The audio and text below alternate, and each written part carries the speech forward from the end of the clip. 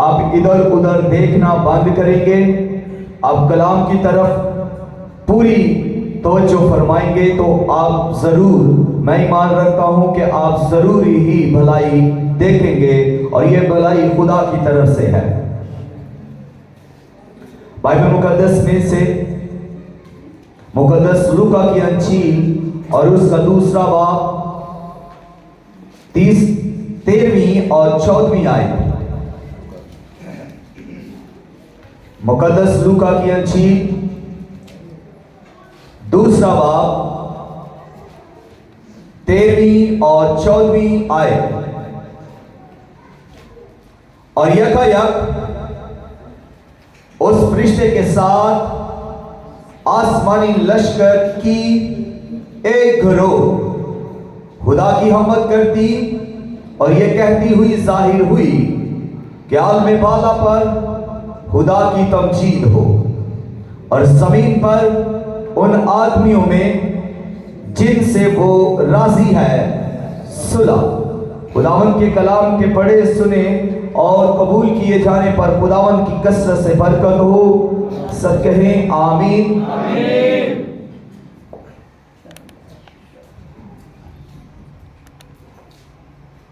मुकद्दसा मरियम और मुकद्दस यूसुफ जब हुक्म जारी हुआ कि सारी कौम के नाम लिखे जाएं, मर्दम शमारी के लिए जब हुक्म जारी हुआ तो यह भी नासरत से, गलील के नासरत से यहूदिया के बैतलहम में थे। और जब वहां पर ये पहुंचते हैं बैतलहम में तो वहां पर एक सराय है और दूसरा चरनिया, यानी वहां पर सराय भी बनाए गए थे और चरनिया भी बनाई गई थी। सराय इसलिए बनाए गए थे कि लोग आकर उनमें रहे, जो दूर दराज से लोग आते थे। जैसे आज भी रेंटेड होटल है, वहां पर सराय वहां में आकर वो रहते और वो सराय उनके लिए रेंटेड होटल की मानद होते और वहां पर आकर वो रहायश पजीर होते। और सात चरनियां बनाई जाती। चरनियां इसलिए बनाई जाती थी कि जिस सवारी पर वो आते, घोड़े पर आते या रथ पर आते, तो वो सवारी जो है उस चरनियों में बांधी जाती थी।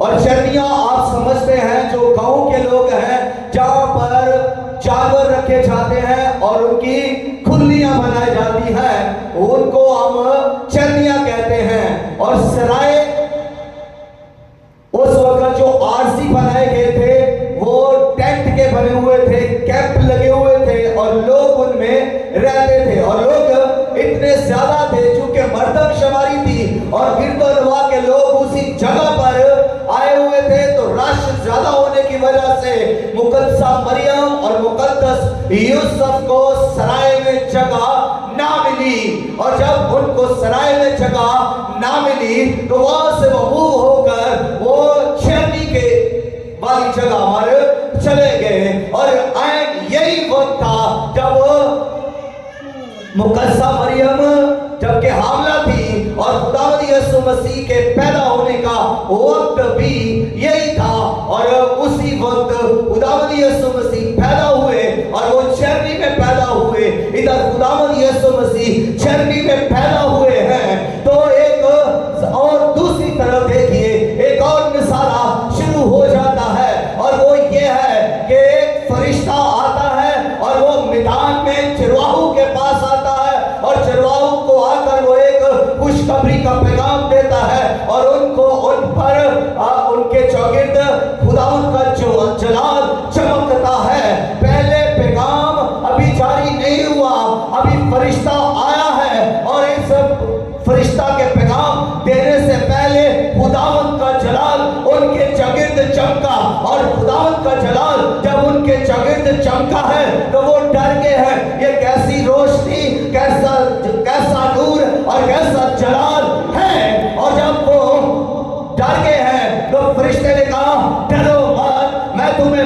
खुशी की बशारत देता हूं जो सारी उम्मत के वास्ते होगी।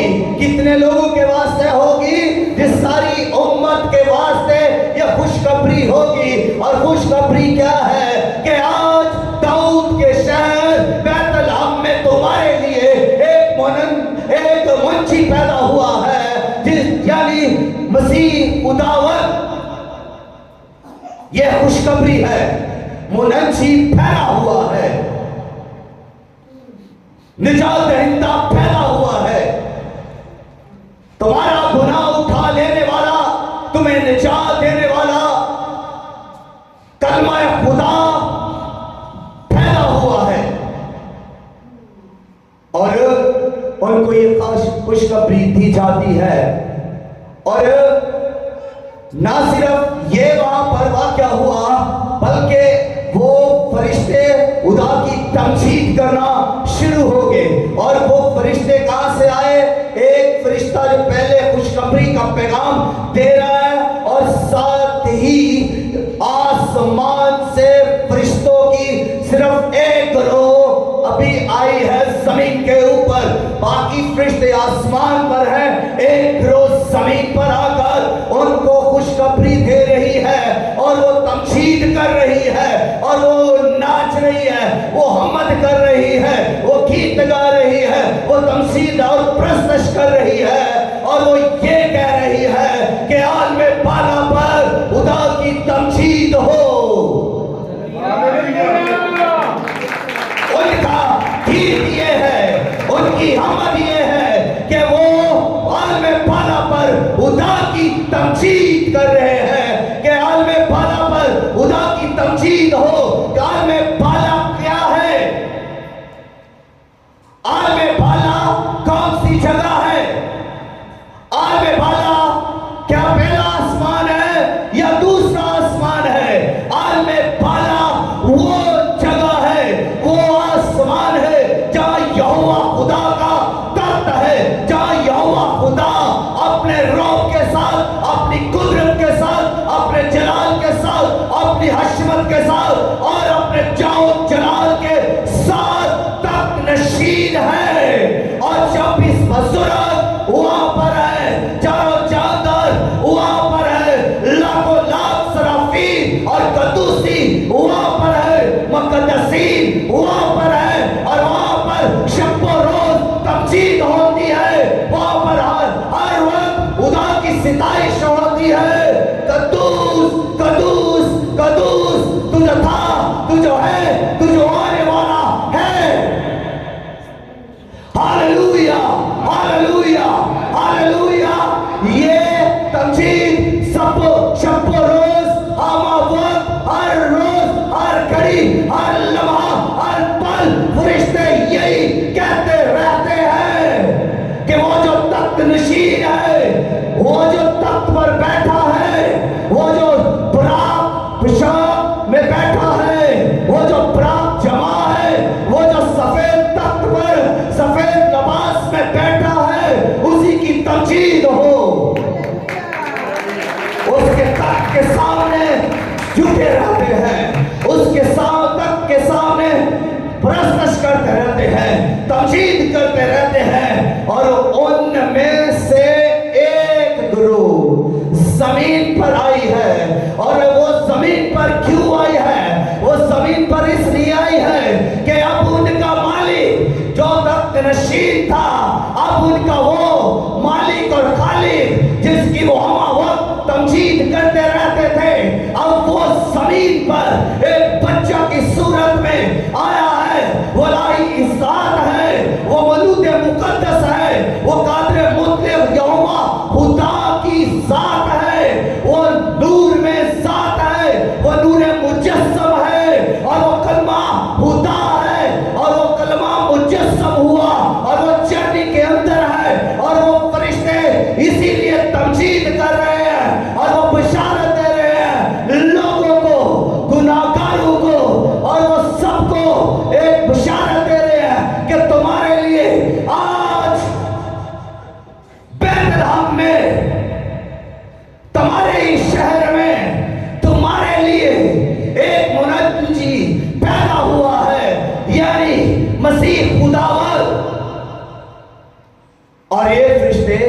तमजीद कर रहे हैं।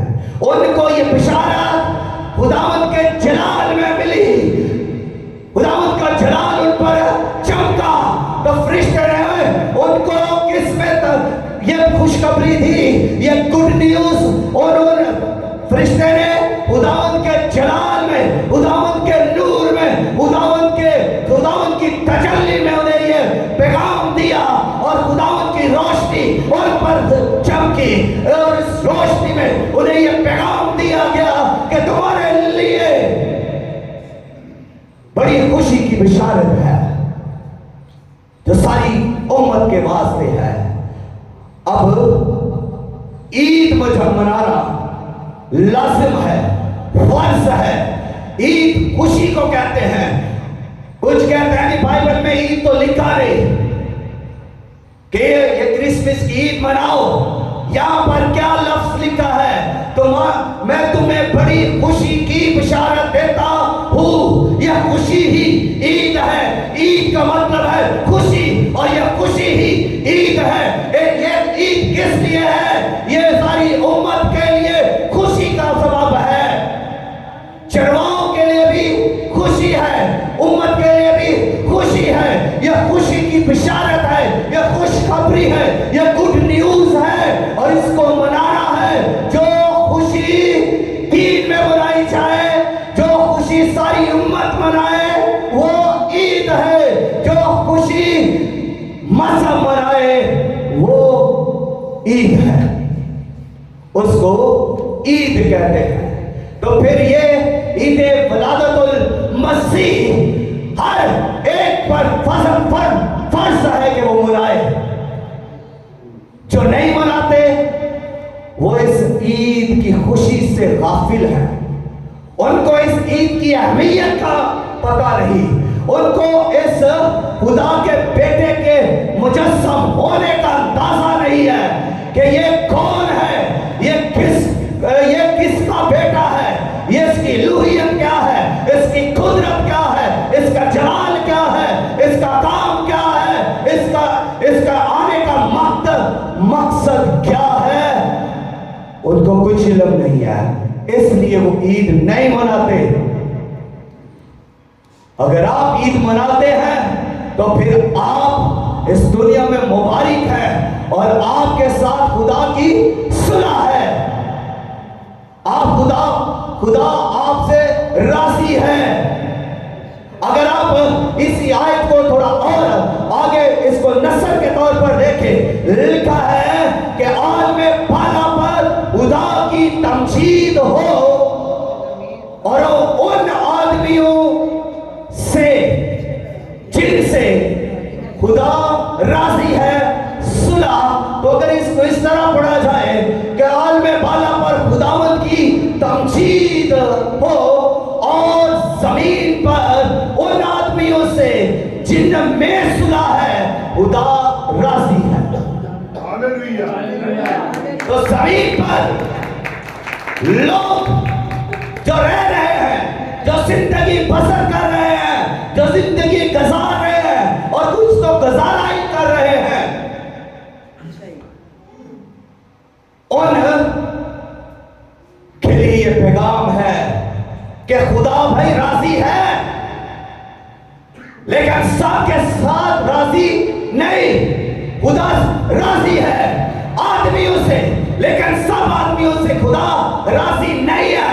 खुदा सिर्फ उन आदमियों से राजी है जिनमें सुलह है, जो सुलह कराते हैं, जो सुलह रखते हैं, जो सुलह से रहते हैं। खुदा उनसे राजी है। अगर आप इबादत करते हैं और सुलह नहीं, अगर आप रज़्क़ करते हैं और सुलह नहीं, अगर आप दुआ करते हैं सुलह नहीं, अगर आप ईद मनाते हैं सुलह नहीं, तो खुदा राजी नहीं। क्या आप समझते हैं कि हमने क्रिसमस पर नए कपड़े पहन लिए खुदा राजी हो गया?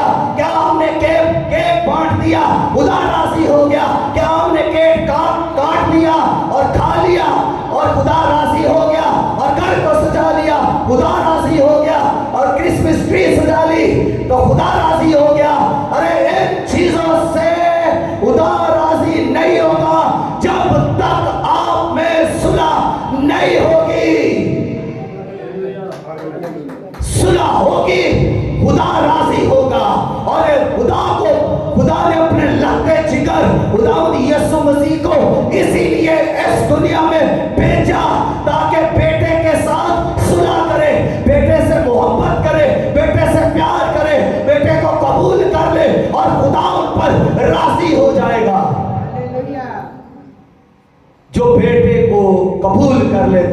खुदा की उन पर सुलह, खुदा उन पर राजी होता है।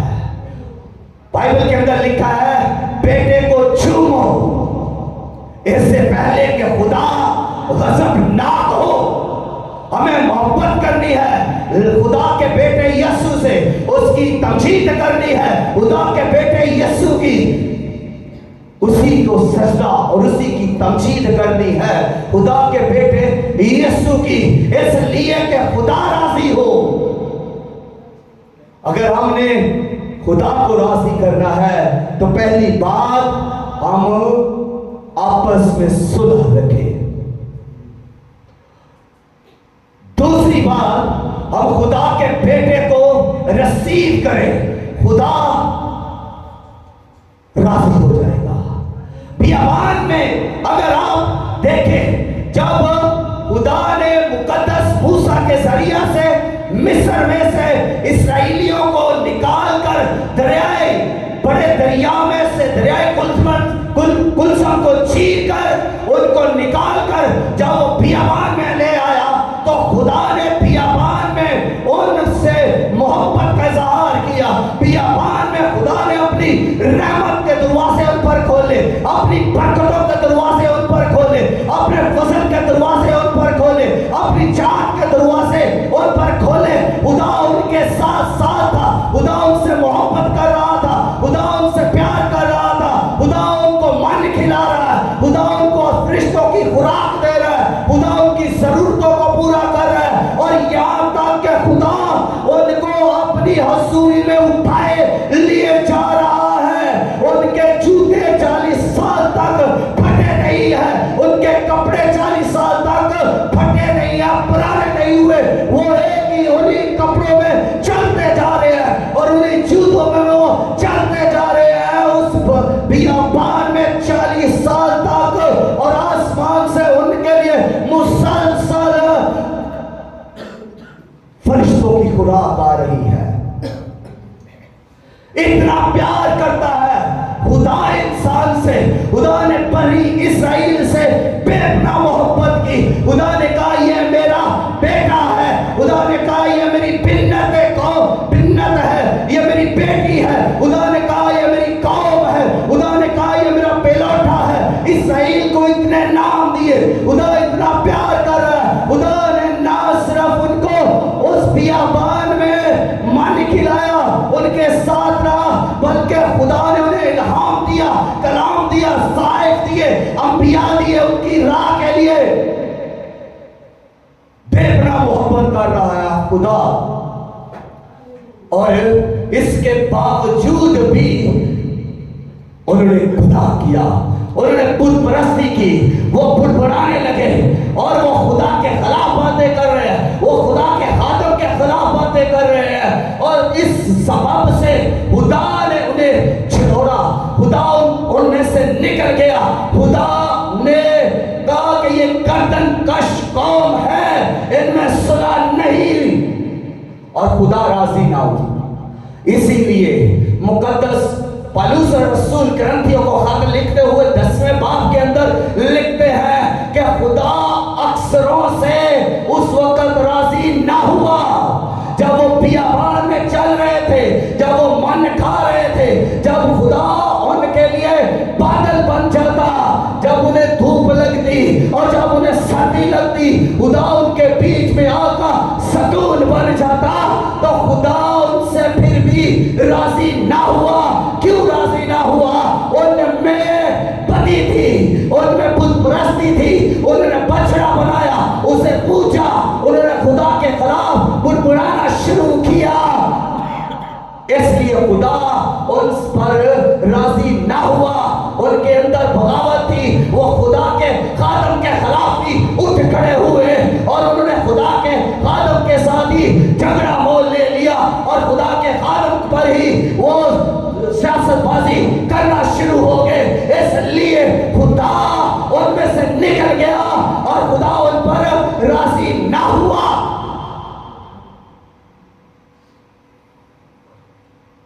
अगर आप में ये बातें हैं तो फिर खुदा आपसे भी राजी ना होगा।